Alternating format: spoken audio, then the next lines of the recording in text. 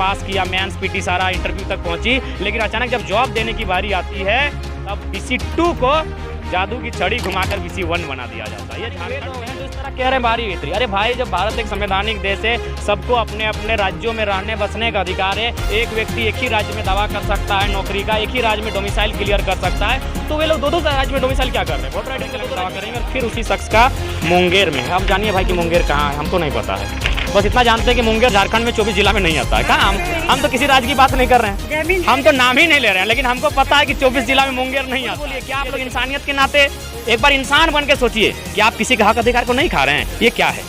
आपका सबका अपना अपना राज्य है, अपने राज्य की सरकार को लीजिए। नहीं, आप अगर स्टेज में गए तो नहीं, क्योंकि स्टेज में पॉलिटिकल पर्सन है। आप स्कॉर्पियो में आइए, तो जिस दिन जनता हमको कह देगी कि आपको स्कॉर्पियो से स्पीच नहीं देना है, हम अपना स्पीच देने का तरीका बदल देंगे। हम बार बार कह रहे हैं, कोयला जा कहा रहा है, देखिए राजपूत ट्रक में भरकर सब इधर बिहार बॉर्डर, उधर बंगाल बॉर्डर, इधर छत्तीसगढ़ बॉर्डर पार हो रहा है। यहाँ के लोग क्या कर रहे हैं? जलाने के लिए कोयला नहीं मिल रहा है। तो सीधा संदेश है, झारखंड को आप अंग्रेजों के टाइम का भारत देख सकते हैं। नमस्कार, मैं तान्या चौधरी स्वागत करती हूं आपका मातृभूमि न्यूज़ में। झारखंड की बात करें तो 1932 खतियान यहां पर अभी जोरों शोरों से लगा हुआ है।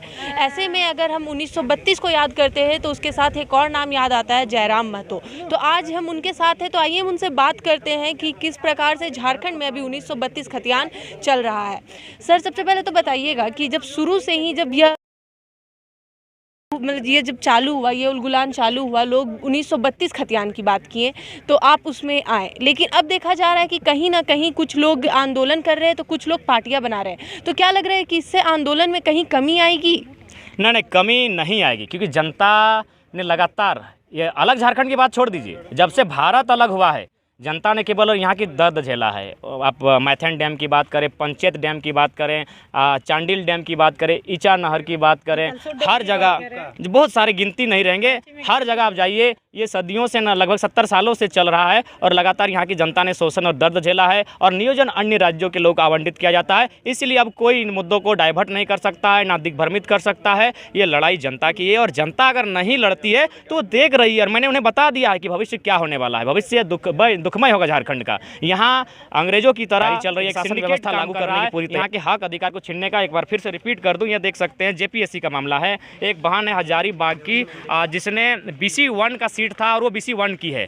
उसने एग्ज़ाम दिया, एग्ज़ाम को पास किया, मेंस पीटी सारा इंटरव्यू तक पहुंची, लेकिन अचानक जब जॉब देने की बारी आती है तब BC2 को जादू की छड़ी घुमाकर BC1 बना दिया जाता है। ये झारखंड में ही हो सकता है, केवल झारखंड में। और मज़े की बात तब है जब 6 विधायक अपने लेटर पैड में लिख के दिए कि गलत हो रहा है, अब तक कोई सुनवाई नहीं। तो आप कल्पना कीजिए आम व्यक्ति के साथ क्या हो रहा होगा। एक आम व्यक्ति, गांव, गरीब, किसान, मजदूर, आदिवासी, मूलवासी, उसके साथ क्या हो रहा है। अभी देखिए फायर रेजिमेंट के जो फील्ड चल रहा है अभी लातेहार से, लाखों मैंने हज़ारों की संख्या में लोग पैदल आए हैं। क्या भाई, क्यों नहीं आएंगे? 245 गाँव वहाँ स्थापित हो जाएंगे। तो झारखंडी आम व्यक्ति आज बहुत ही तंगे हाल में है, बहुत दुखी है, इसलिए लड़ाई आवश्यक है। लूटा जा रहा है। जिस तरह से देखा जा रहा है 1932 खतियान के आधार पे जो नियोजन नीति, स्थानीय नीति लागू करने के लिए कहा जा रहा है, तो इसमें काफ़ी ऐसे लोग भी हैं जो इसके विरुद्ध में खड़े हैं। तो उनका कहना ये है कि इन्हें दिक्कत है बिहारियों से या फिर अन्य राज्य के लोगों से।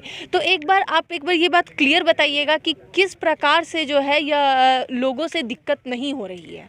देखिए, पहला बात हमने स्पष्ट कहा, हम वसुदेव कुटुंबकम की बात करते हैं। क्या 3 महीने से आंदोलन हुआ? क्या कहीं हमने एक टायर जलाया, कहीं किसी को ढेला मारा, क्या कहीं हमने एक आगजनी की, कहीं हमने हड़ताली, कहीं एक शीशा फोड़ा, कहीं एक बस को रोका?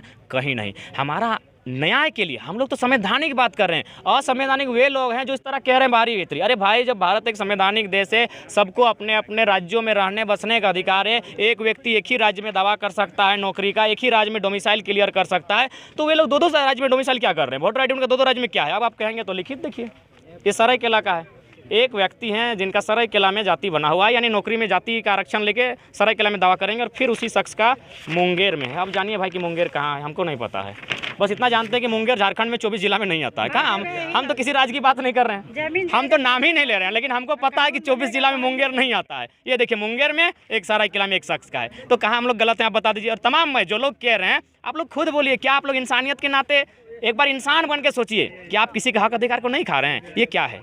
आपका सबका अपना अपना राज्य है, अपने राज्य की सरकार को घेरिए ना भाई, आंदोलन वहाँ कीजिए, उसको बोलिए अपने लिए मैंने नीति नियम बनाने की, आपका क्षेत्र का विकास करने की।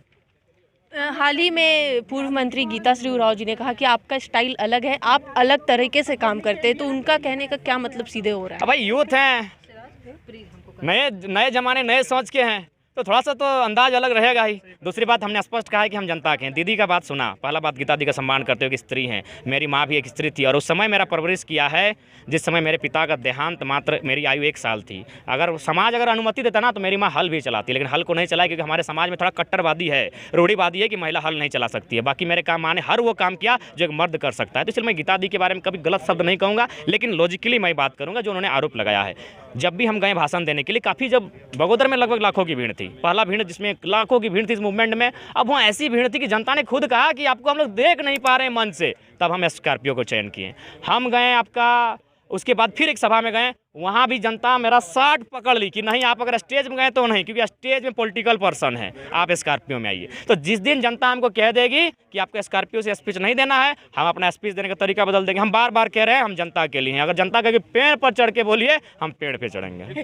देखा जाए तो झारखंड में जो है माइंस की बहुत ज़्यादा उत्पादन होता है। अगर भारत की बात करें तो 50% कोयला झारखंड से निकलता है, फिर भी यहाँ के लोग बेरोजगार हैं। क्यों? इसीलिए अंग्रेजों की नीति यहाँ काम कर रही है। सोना हमारा, संपदाएं हमारे, और बंगाल के माने नदी तट से सारा सोना अंग्रेज अपने देश ले जाते थे। ठीक उसी प्रकार कोयला हमारा, लेकिन कोयला जा कहाँ रहा है? देखिए रात को ट्रक में भरकर सब इधर बिहार बॉर्डर, उधर बंगाल बॉर्डर, इधर छत्तीसगढ़ बॉर्डर पार हो रहा है। यहाँ के लोग क्या कर रहे हैं? जलाने के लिए कोयला नहीं मिल रहा है। तो सीधा संदेश है, झारखंड को आप अंग्रेजों के टाइम का भारत देख सकते हैं। तो इसलिए लड़ाई जरूरी है।